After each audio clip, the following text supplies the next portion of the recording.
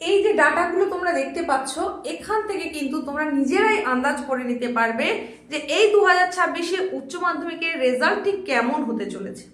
একদম সম্পূর্ণ নতুন একটা পরীক্ষা পদ্ধতিতে তোমাদের এইবারের রেজাল্ট আসতে চলেছে, যে পরীক্ষা পদ্ধতিটা তোমাদেরকে দিয়ে ইন্ট্রোডিউস হলো।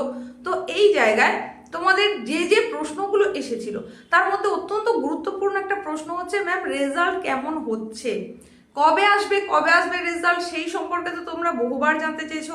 সেই সম্পর্কে এই চ্যানেলের থ্রু দিয়ে তোমাদেরকে অনেকবার জানিয়েওছি যে কবে নাগাদ আসতে চলেছে। আর এখন তোমরা যেটা বারবার জানতে চাইছো সেটা হচ্ছে রেজাল্ট ঠিক কেমন হচ্ছে।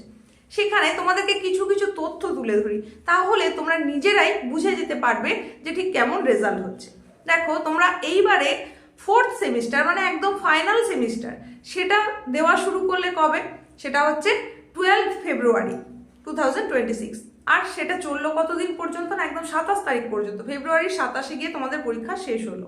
এরপর তোমাদের অনুযায়ী মানে তোমাদেরকে যেমন জানানো হয়েছিল উচ্চ মাধ্যমিক শিক্ষা সংসদের তরফ থেকে যে 50 দিনের মধ্যে রেজাল্ট বেরিয়ে যাবে, সেই কারণে তোমরা অপেক্ষা তো করছোই, অধীর আগ্রহে অপেক্ষা করছো। স্বাভাবিক, একটা বড় পরীক্ষা দিয়েছো, জীবনের দ্বিতীয় বড় পরীক্ষা ধরা হয় উচ্চ মাধ্যমিক পরীক্ষাকে। তো সেই পরীক্ষার পরে এখন তোমরা অপেক্ষারত অবস্থায় রয়েছো যে কবে ফাইনাল রেজাল্ট আসবে, চূড়ান্ত ফলাফলটি কেমন হবে। তাই তোমাদের কিউরিসিটি অনেক বেশি, নানান সময় নানান কিছু জানতে চাইছো। তো তোমাদের পরীক্ষার্থী তোমরা ছিলে কতজন, সেটা হচ্ছে 7,10,811। এই পরীক্ষার্থীটা কিন্তু ইন টোটাল মানে 3rd সেমিস্টারে সাপ্লিমেন্টারি দিয়েছে, এই রকম যেমন আছে 4th সেমিস্টার দিয়েছে সেরকমও আছে। শুধুমাত্র 4th সেমিস্টার যারা দিয়েছে সেই সংখ্যাটা হচ্ছে 6,35,864 জন। এতজন পরীক্ষার্থী কিন্তু পরীক্ষা দিয়েছে। এইবার এখানেও তোমরা একটা প্রশ্ন করেছো যে এইবারের পরীক্ষা যেহেতু প্রথমবার সেমিস্টার পদ্ধতিতে পরীক্ষা হয়েছে, তাহলে কি সকলেই পাস, বা পাশের হার কিরকম হচ্ছে, বা রেজাল্ট কেমন হচ্ছে, এগুলো জানতে চেয়েছো।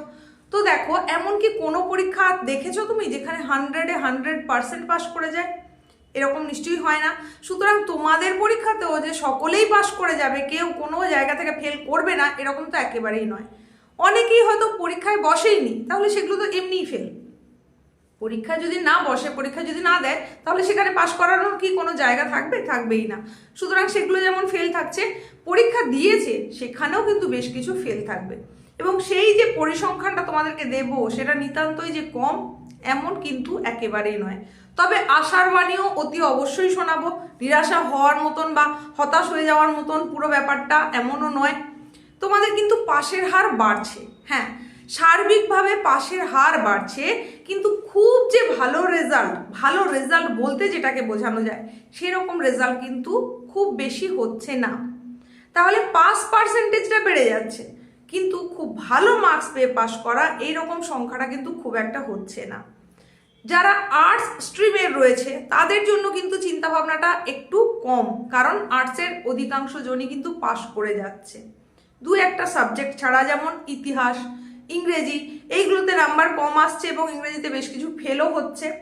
তবে সায়েন্সের ক্ষেত্রে সেখানে কিন্তু একটু চাপ তৈরি হচ্ছে, বেশ কিছু বিষয়ের ক্ষেত্রে একটু চাপ তৈরি হচ্ছে।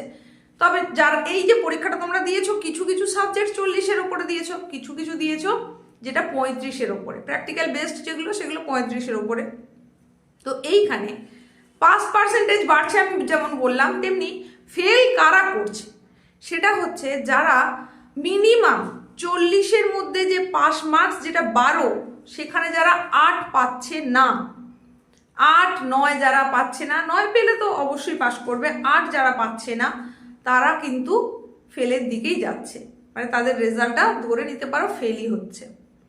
আর যেগুলো 35-এর বিষয়, সেখানে যে পাস মার্কস রয়েছে কত, সেটা 10.5-এ পাস রয়েছে। তাহলে এখানেও কিন্তু এই রকমই মোটামুটি ধরে রাখো 7 বা 8 পেতেই হবে, তবেই কিন্তু সেখানে পাস করবে। এর অর্থ আমি কি বললাম, গ্রেস মার্ক দেওয়া হবে, কিন্তু তারও তো একটা লিমিটেশন থাকবে। এমন তো নয় যে হাত খুলে সব সাবজেক্টেই প্রচুর প্রচুর করে গ্রেস দিয়ে দিয়ে সবাইকে পাস করিয়ে দেওয়া হবে, এরকম তো নয়। 1, 2 এটা তো নর্মাল, এটা দেওয়াই হবে। কিন্তু কোনো কোনো ক্ষেত্রে পজিশন বুঝে সেটা 3, 4 পর্যন্ত কিন্তু গ্রেস দেওয়া হয়। তার মানে এমন নয় যে প্রত্যেক সাবজেক্টে 3, 4 করে গ্রেস পাবে। তবে এখান থেকেও বলবো হতাশ হওয়ার কিছু নেই, প্রত্যেকটা সাবজেক্টের খাতা আলাদা আলাদা সাবজেক্ট টিচারের কাছে যায়, সুতরাং একজন সাবজেক্ট টিচারের পক্ষে বোঝা সম্ভব নয় অন্য সাবজেক্টে তুমি কত পেয়েছিলে, সেখানে তোমাকে গ্রেস দেওয়া হয়েছে কিনা বা কি ব্যাপার, এরকম বোঝা সম্ভব নয়। একদম শুরুতেই যখন প্রথম এক্সামিনার খাতা দেখছেন সেই জায়গায় যদি তোমাকে পাশ করিয়ে দেওয়ার জায়গা হয় তাহলে অতি অবশ্যই সেই নম্বরটা দিয়ে পাশ করিয়ে দেওয়া হবে। কোন কোন ক্ষেত্রে ফেল হবে সেটা তো বলেই দিলাম। এইবার দেখো এখানে যে পরিসংখ্যাটা তোমাদের দেখাতে চাইছিলাম সেটা হচ্ছে পাস, কিন্তু পাশের হার বাড়ছে এবং এটা যথেষ্টই ভালো হচ্ছে, তুমি ধরে রাখতে পারো 92 থেকে 95% অন্তত পাস করছে। হ্যাঁ, সার্বিক রেজাল্টে দেখা যাবে যখন ফাইনাল রেজাল্ট অ্যানাউন্স হবে এই রকমই কিন্তু পাস পার্সেন্টেজ থাকবে।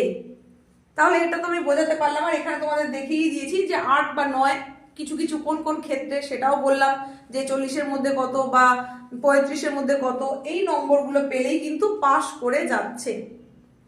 এইবার ফেলের সংখ্যা, এই পরিসংখ্যাটাও একটু দেখে নাও, বুঝে নাও। ফেলের সংখ্যাও কিন্তু নিতান্ত কম এরকম নয়, সেই সংখ্যাটাও তুমি ধরে রাখতে পারো 45,000 থেকে 50,000 পর্যন্ত হতে পারে। হ্যাঁ, পাস করছে, অধিকাংশ পাস করছে, কিন্তু তারপরেও কেন এত ফেলের দিকে যেটা বললাম, যারা পরীক্ষা দেয়নি একেবারে সেগুলো ফেল করছে, সায়েন্সে বেশ কিছু অংশে ফেল করছে এবং ইংলিশের ক্ষেত্রেও কিন্তু রেজাল্টটা খারাপ হচ্ছে। এইবার এমন বেশ কিছু খাতা আছে যারা পরীক্ষা দিয়েছে হয়তো সেইভাবে নাম্বারটা আসছে না, কারণ কিছুই লেখেনি, হয়তো প্রায় সাদা খাতা জমা দিয়েছে, তাহলে সেগুলোকে কত নম্বর দিয়ে পাস করিয়ে দেবে সেটা তো সম্ভব নয়। লিখে আসার মতন জায়গা থাকতে হবে, লিখতে হবে, কিছুটা নম্বর দেওয়ার মতো জায়গা থাকলে তখন সেখানে নম্বরটা পেতে পারবে, তার আগে তো পেতে পারবে না। সুতরাং ফেলের সংখ্যাটাও কিন্তু খুব কম হবে না, যেটা তোমাদের দেখালাম পরিসংখ্যান, যে এই হারে কিন্তু ফেলও হবে। এইবার আসি রেজাল্ট সম্পর্কে বারংবার তোমরা জানতে চাইছো, আর এই সম্পর্কে যখনই যা আপডেট আসছে উচ্চ মাধ্যমিক শিক্ষা সংসদের তরফ থেকে তোমরা যাতে একটু শান্ত থাকতে পারো তার জন্য আমি কিন্তু সেই আপডেটটাই চ্যানেলের থ্রু দিয়ে তোমাদেরকে জানাচ্ছি।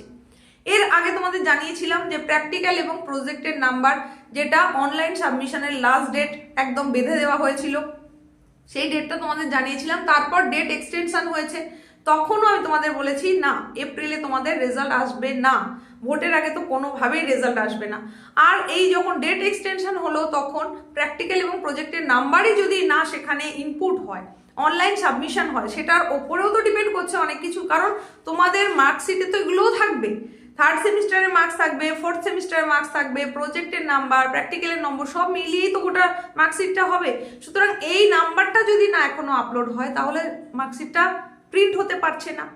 প্রিন্ট না হওয়া মানে কি, সেটা সম্পর্কে আরও যে বিস্তারিত আলোচনার প্রয়োজন বা কি করা হবে সেটাও জানা যাচ্ছে না, এবং রেজাল্ট আউটের ডেটও কিন্তু ফিক্স করা যাবে না।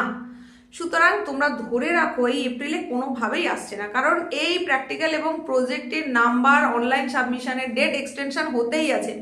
একদম শুরুর দিকে একটা ডেট ছিল, তারপর সেটাকে বাড়িয়ে 1 এপ্রিল করা হয়েছিল, সেটা হচ্ছে উইথ ফাইন করা হলো 6 এপ্রিল পর্যন্ত, তারপরে আবার এক্সটেনশন করে সেটা হয়েছে 8 এপ্রিল পর্যন্ত।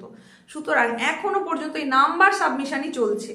আর তোমরা জানো বিধানসভা নির্বাচন একদম সামনে এসে গেছে, তো এর মাঝখানে কোনোভাবেই তোমাদের রেজাল্ট আসছে না। তোমরা ধরেই রাখতে পারো যে সেকেন্ড উইক অফ মে এই সময় তোমাদের রেজাল্ট আসতে চলেছে, চূড়ান্ত ফল এই সময় প্রকাশ হতে চলেছে।